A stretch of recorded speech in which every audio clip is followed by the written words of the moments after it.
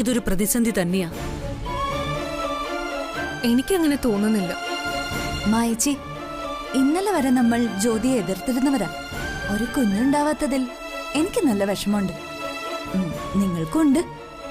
പക്ഷേ ഇനി ഇവിടെ ജനിക്കാൻ പോകുന്ന കുഞ്ഞ് നമ്മുടെ ഒക്കെ ഓമനായിട്ട് വളരേണ്ട കുഞ്ഞാ. താരേച്ചിക്ക് ഇത്രയൊക്കെ പക്വത വന്നോ? എന്റെ ഭഗവാനെ, എന്തൊരു മാറ്റം ഇത്.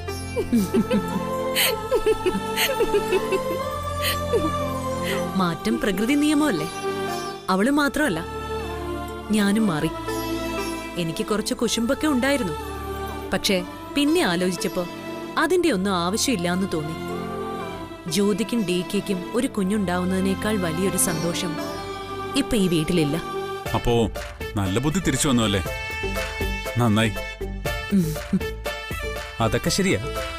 പക്ഷേ സുപ്രിയ ആന്റിയുടെ കാര്യത്തില് ഒരു പ്രശ്നമുണ്ടല്ലോ. നിയമപരമായി സുപ്രിയ ആന്റി ഇപ്പോഴും DKയുടെ ഭാര്യ. അവരോട് ഇവിടുന്ന് ഇറങ്ങാൻ പറയാനുള്ള അവകാശം ആർക്കുമില്ല. DK ആരെ സ്വീകരിക്കും, ആരെ ഉപേക്ഷിക്കും? അതൊരു കീറാമുട്ട് തന്നെയാ. അതേക്കുറിച്ച് ആലോചിച്ച് നമ്മൾ എന്തിനാ തല പോകിക്കുന്നത്?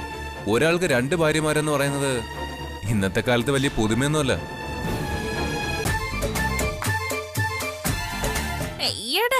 എന്തൊരു ബുദ്ധി! ഈ തല വെളിയിൽ കാണിക്കണ്ടാട്ടാ. അങ്ങനെ വല്ല ബുദ്ധിയും കാണിച്ചാ ഉറക്കത്തെ ഞാൻ നിങ്ങളെ വെട്ടി തുണ്ടെന്നുണ്ടാക്കും.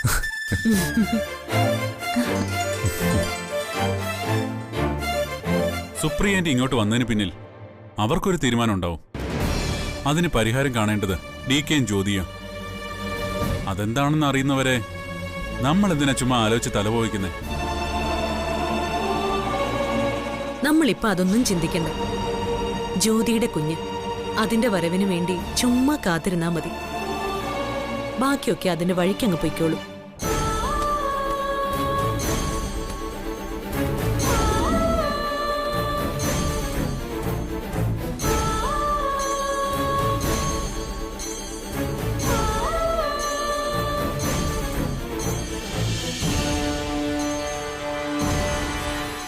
കമലേച്ചി,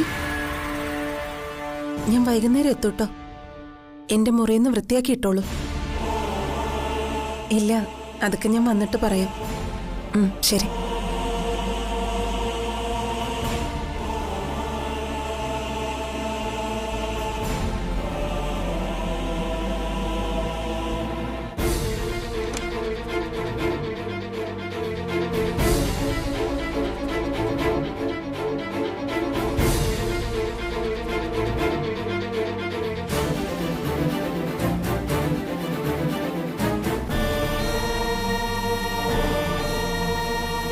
എങ്ങോട്ട് പോവാ?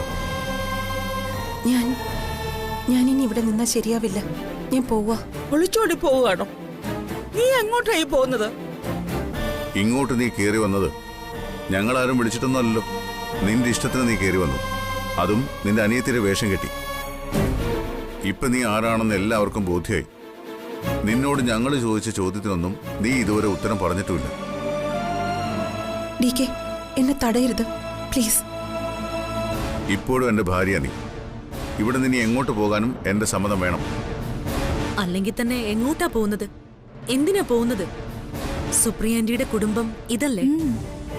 അല്ല, ഇപ്പൊ ഇതെന്റെ കുടുംബമല്ല. ഇത് ജ്യോതിയുടെ കുടുംബ. DK, എന്നെ വിട്ടേക്ക്. നിങ്ങളുടെ ലൈഫിലേക്ക് ഒരു കുഞ്ഞു വരാൻ പോവാ. അതുകൊണ്ടെന്താ? അതൊക്കെ എല്ലാവരുടെയും ജീവിതത്തിൽ സംഭവിക്കുന്ന കാര്യങ്ങൾ തന്നെയാണ്. പക്ഷെ ആരുടെയും ജീവിതത്തിൽ സംഭവിക്കാൻ പാടില്ലാത്ത കാര്യങ്ങളാ നീ കാരണം എന്റെ ജീവിതത്തിൽ ഉണ്ടായത്. അതിന് നിനക്കെന്നോട് എന്ത് സമാധാനം പറയാനുണ്ട്? അപകടത്തിൽ നിന്ന് രക്ഷപ്പെട്ടിട്ടും നീ എന്നെ അറിയിച്ചില്ല. ഒരിക്കൽ പോലും നീ എന്നെ ഒന്ന് വിളിച്ചില്ല. ഒടുവിൽ ആരും അറിയാതെ ഹരിപ്രിയയുടെ വേഷം കെട്ടി നീ ഈ വീട്ടിൽ തിരികെ വന്നു. നന്നായിരുന്നു നിന്റെ പെർഫോമൻസ്. സുപ്രിയ, ഇവിടെ നിന്ന് ഒരിടത്തേക്കും പോവാൻ നിന്നെ ഞാൻ സമ്മതിക്കില്ല. വാ വരാൻ. ജ്യോതി, ഞാൻ വേണ്ടെന്ന് പറഞ്ഞില്ലേ? നീ ഇനി ഒന്നും പറയണ്ട. തൽക്കാലം നീ ഇനി എങ്ങോട്ടും പോകുന്നില്ല. ഇത് എന്റെ തീരുമാനമാ. ഇങ്ങോട്ട് വാ. സുപ്രിയയ്ക്ക് പറയാൻ മടിയാണെങ്കിൽ നീ പറഞ്ഞാലും മതി. അപകടത്തിന് ശേഷം ഇവളുടെ ജീവിതത്തിൽ എന്താ സംഭവിച്ചത്? എല്ലാം ഞാൻ പറയാം, നീ ഇങ്ങ് വന്നേ.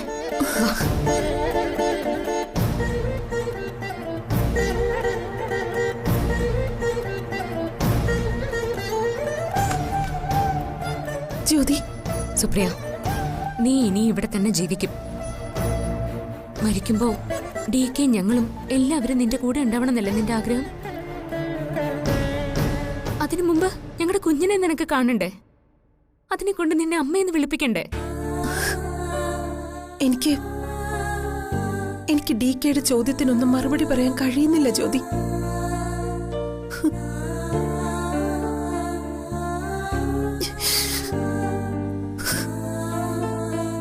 ഇനി നീ ഒന്നും പറയണ്ട. DK ഇനി ഒന്നും ചോദിക്കൂല. ദേ പോരെ.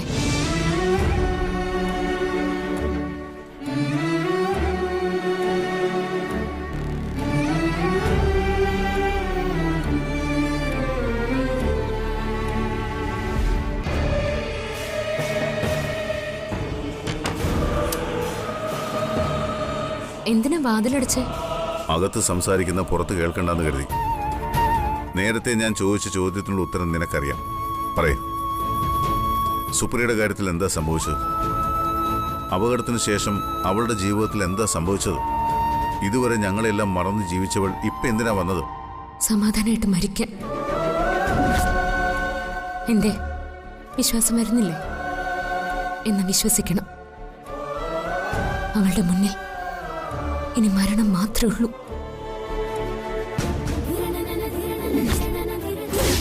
സുപ്രിയ DKയുടെ പഴയ സുപ്രിയയായി അവൾക്കിനി ഒരിക്കലും ജീവിക്കാനാവില്ലെന്ന തിരിച്ചറിവ്. DK ഒരുപാട് ആഗ്രഹിച്ച ഒരു ഉണ്ണിയെ പ്രസവിച്ച് നൽകാൻ അവൾക്ക് ഈ ജന്മം കഴിയില്ലെന്ന വേദന. ഏട്ടൻ ചോദിച്ചില്ലേ എന്തുകൊണ്ടാ സുപ്രിയ തിരിച്ചു വരാത്തെന്ന്? ബോധം തെളിഞ്ഞിട്ടും വർഷങ്ങളോളം ഒരേ കിടപ്പിൽ കിടന്നു. ഒരു കുഞ്ഞിനെ നിങ്ങൾക്ക് പ്രസവിച്ച് തരാൻ പോലും കഴിയാത്ത വെറും മാംസപിണ്ഡമായി മാറിയപ്പോഴാ അവള് തിരിച്ചു വരണ്ട എന്ന് തീരുമാനിച്ചത്. അപകടത്തിൽ അവളുടെ യൂട്രസ് പോലും എടുത്തു മാറ്റേണ്ടി വന്നു. ഒരു കുഞ്ഞിനു വേണ്ടിയുള്ള നിങ്ങളുടെ ആഗ്രഹവും അമ്മയുടെ പ്രാർത്ഥനയും എല്ലാം മറ്റാരേക്കാളും അറിയാവുന്നത് സുപ്രിയയ്ക്ക്. പിന്നെ എങ്ങനെ നിങ്ങളുടെ മുന്നിൽ വന്ന് നിൽക്കാൻ സാധിക്കും? നിങ്ങളുടെ ജീവിതത്തിൽ നല്ലത് വരാൻ വേണ്ടി മാത്രം അവള് പ്രാർത്ഥിച്ചു. അവള് മരിച്ചു എന്ന് വിശ്വസിച്ച് തകർന്നു പോയ നിങ്ങളെ ഓരോ പിറന്നാളിനും അവൾ അയക്കുന്ന കത്തുകളിലൂടെ ജീവിതത്തിലേക്ക് തിരിച്ചു കൊണ്ടുവന്നു. ഒടുവിൽ ഡോക്ടർമാർ അവളുടെ ജീവിതത്തിന് പരിധി നിശ്ചയിച്ചു. ഏറിയാൽ 6 മാസം. അതിലധികം അവള് ജീവിക്കില്ല എന്ന് അവര് വിധിയെഴുതി.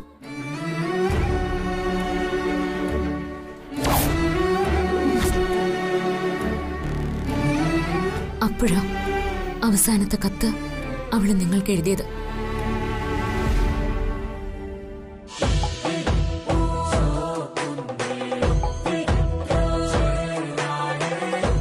നിങ്ങളൊരു വിവാഹം കഴിക്കണമെന്ന് അവൾ ആ കത്തിലെഴുതി. അവൾക്ക് കൊടുത്ത വാക്ക് പാലിക്കാൻ നിങ്ങൾ കല്യാണത്തിന് സമ്മതിച്ചു. വിധിയും എന്നെ നിങ്ങളുടെ ജീവിതത്തിലേക്ക് എത്തിച്ചു. ഒടുവിൽ അവൾക്ക് മനസ്സിലായി ദിവസങ്ങൾ മാത്രമേ അവൾക്ക് ഈ ഭൂമിയിൽ ബാക്കിയുള്ളൂന്ന്.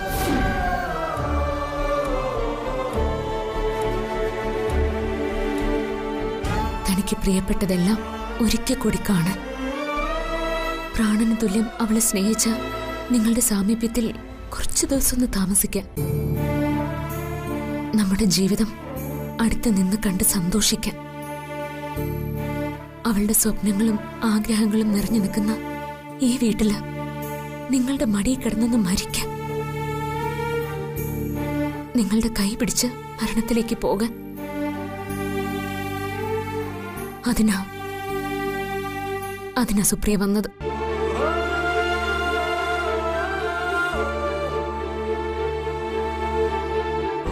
അവളെ എനിക്ക് എങ്ങനെ വെറുക്കാൻ കഴിയും?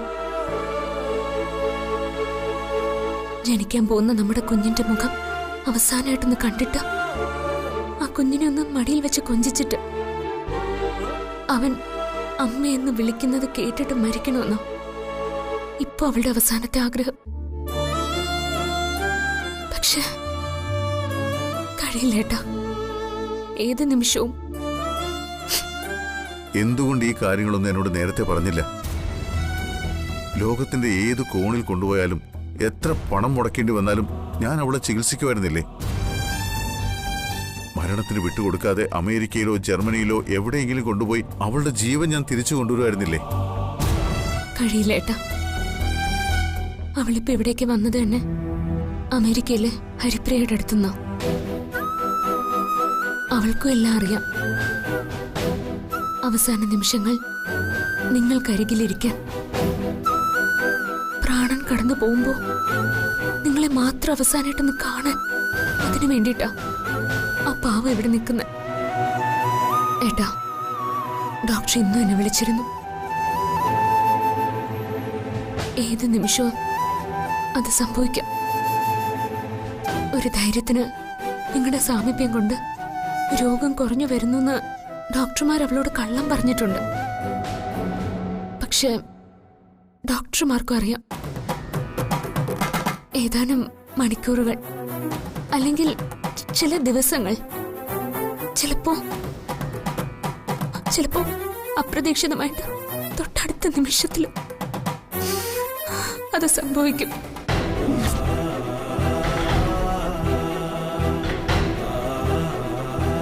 ഹിറ്റ്ലറെ അവളുടെ ആഗ്രഹം സാധിച്ചു കൊടുക്കണം. ഒന്നും അറിഞ്ഞതായിട്ട് ഇനി ഭാവിക്കരുത്. ചിരിച്ചും സ്നേഹിച്ചും സന്തോഷിപ്പിച്ചും നമുക്കവളെ യാത്രയാക്കണം.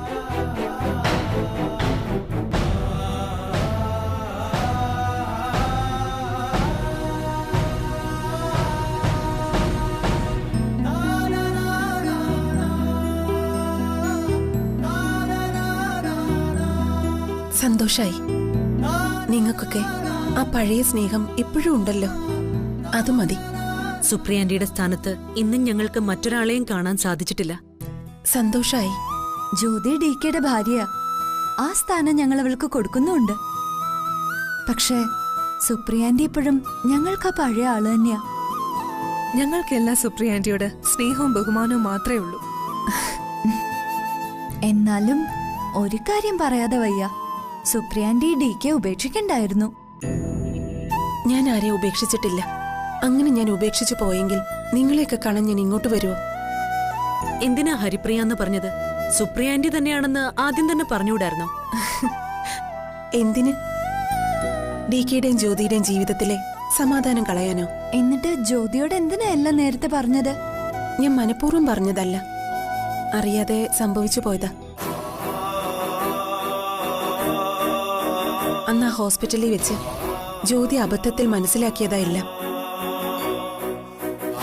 പക്ഷേ അവളെ അടുത്തറിഞ്ഞപ്പോ എനിക്കൊരു കാര്യം മനസ്സിലായി. DKക്ക് എന്നേക്കാൾ ചേർന്ന ഭാര്യ ജ്യോതി തന്നെയാ.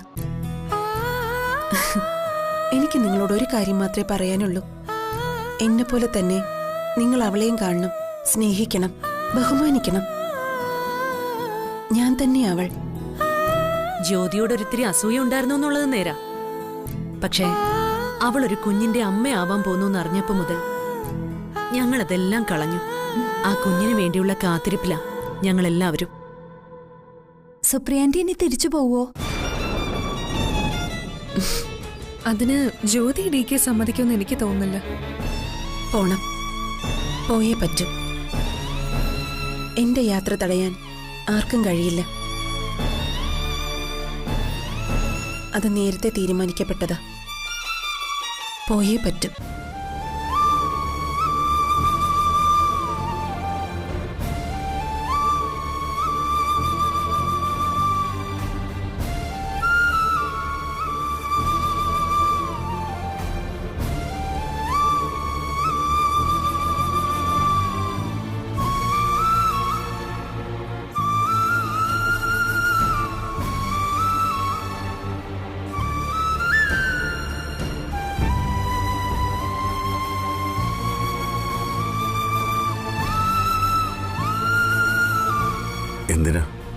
മറച്ചു വെച്ചത്? പറയാമായിരുന്നില്ലേ? ലോകത്തെവിടെ വേണമെങ്കിലും ഞാൻ കൊണ്ടുപോയി ചികിത്സിക്കുമായിരുന്നല്ലോ. സുപ്രിയ, നിന്നേക്കാൾ വലുതായിരുന്നില്ലല്ലോ എനിക്ക് ഈ ലോകത്ത് മറ്റൊന്നും. എന്നിട്ടും നീ എന്നിൽ നിന്ന് അകന്നുപോയി. നീ എന്നെ മനസ്സിലാക്കാതെ പോയി. എന്റെ ജീവിതത്തിലെ ഏറ്റവും വലിയ ദുഃഖവും നഷ്ടവും ഇപ്പൊ നീയായി മാറി. ജ്യോതി എന്നോടെല്ലാം പറഞ്ഞു.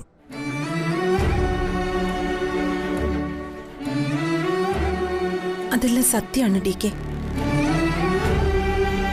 നമുക്ക് ഏറ്റവും പ്രിയപ്പെട്ടവർ സന്തോഷമായിട്ടിരിക്കാൻ നമ്മൾ ചിലപ്പോൾ അകന്നു മാറിയിരിക്കേണ്ടി വരും. ഡി കെ എന്ന് സന്തോഷമായിട്ടിരിക്കണമെന്ന് മാത്രമേ ഞാൻ ആഗ്രഹിച്ചിട്ടുള്ളൂ. ഡി കെയുടെ ആഗ്രഹങ്ങളും സ്വപ്നങ്ങളും ഒന്നും സാധിച്ചു തരാൻ കഴിയാത്ത ഒരു പാഴ് ജന്മമായി മുന്നിൽ വന്ന് നിൽക്കാൻ എനിക്ക് കഴിയില്ലായിരുന്നു. എനിക്ക് വേണ്ടി ഡി കെ ദുഃഖിച്ച് മരിക്കുന്നത് എനിക്കിഷ്ടമല്ല. ഒരു കുഞ്ഞിന് വേണ്ടി നമ്മൾ എന്തൊക്കെ സ്വപ്നങ്ങളാ കണ്ടത്.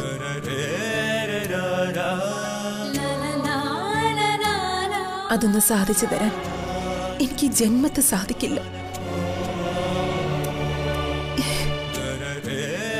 ജീവനുള്ള ഒരു മാംസപിണ്ഡം മാത്രം ഞാൻ. ഇങ്ങനെ ജീവിക്കാം, അത്രയുള്ളൂ. ഹരിപ്രിയ വർക്ക് ചെയ്യുന്നത് അമേരിക്കയിലെ ഏറ്റവും പ്രശസ്തമായ ഒരു ഹോസ്പിറ്റലില്. അവിടുത്തെ ഡോക്ടേഴ്സ് എന്നെ നോക്കിയത്. അവർക്കും ഒന്നും ചെയ്യാനില്ല. ഞാൻ ജീവിച്ചിരിക്കുന്നത് തന്നെ വൈദ്യശാസ്ത്രത്തിന് ഒരു അത്ഭുതമാണെന്നാ അവര് പറയുന്നത്. ഈ ആകാശം ഒരു താങ്ങുമില്ലാതെ ഇങ്ങനെ നിൽക്കുന്നത് നമുക്കൊരു അത്ഭുതമല്ലേ? അതുപോലെ തന്നെയാ ഞാനും. ഏത് നിമിഷവും വീഴാം. എന്റെ കാലടികളിലെ നിഴലായി മരണം എന്റെ കൂടെ തന്നെയുണ്ട്.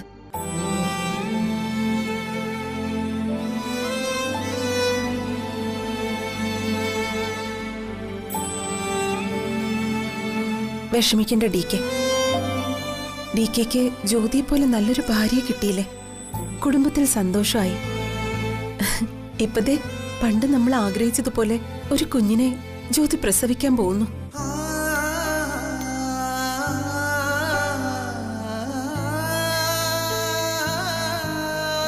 ഈ സന്തോഷം മാത്രമേ ഞാൻ ആഗ്രഹിച്ചിട്ടുള്ളൂ. ഒരു കാര്യത്തിൽ എനിക്ക് നിരാശയുണ്ട്. മരിച്ചു കഴിഞ്ഞ് ഞാൻ സുപ്രിയാണെന്ന് എല്ലാവരും അറിയാവൂന്ന് ഞാൻ വിചാരിച്ചു. അത് നടന്നില്ല. അതുകൊണ്ടാ നിങ്ങളെയൊക്കെ ദുഃഖിപ്പിക്കേണ്ടി വന്നത്. ഞാനൊരു കാര്യം പറഞ്ഞാൽ സമ്മതിക്കോ?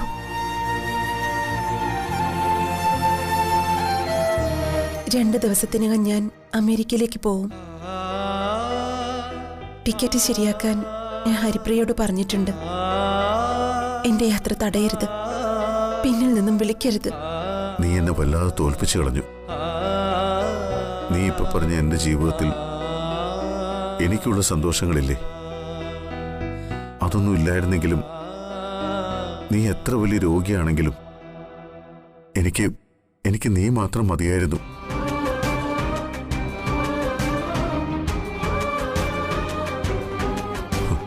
എനിക്ക് നീ എല്ലാം തന്നു. പക്ഷേ നിനക്ക് വേണ്ടി ജീവിക്കാനുള്ള അവസരം നീ എനിക്ക് തന്നില്ല. ഒന്ന് നീ അറിയണം സുപ്രിയ, ജ്യോതി ഇന്നെനിക്കെല്ലാമാണ്. എന്റെ കുഞ്ഞിന്റെ അമ്മയാകാൻ പോകുന്നവളാ. പക്ഷേ ഇന്നെനിക്കുള്ള എല്ലാ സൗഭാഗ്യങ്ങളെക്കാളും സന്തോഷങ്ങളെക്കാളും വലുതായിരുന്നു നീ എനിക്ക്. അതാ നീ മനസ്സിലാക്കാതെ പോയത്. മനസ്സിലാക്കിയിരുന്നുവെങ്കിൽ നിനക്ക് ബോധം വന്ന് സംസാരിച്ച ആദ്യത്തെ നിമിഷത്തിൽ നീ എന്നെ വിളിക്കുമായിരുന്നു. പകരം നിന്റെ മണ്ടൻ ചിന്തകൾ കൊണ്ട് നീ ഒരു സാങ്കല്പിക കഥയുണ്ടാക്കി. അവിടെ എന്റെ സന്തോഷങ്ങൾ ഇതൊക്കെയായിരിക്കും നീ മുൻവിധി ഉണ്ടാക്കി. അതിനനുസരിച്ച് നീ എനിക്ക് കത്തെഴുതി എന്നെ കൊണ്ട് വിവാഹം കഴിക്കാൻ നിർബന്ധിച്ചു.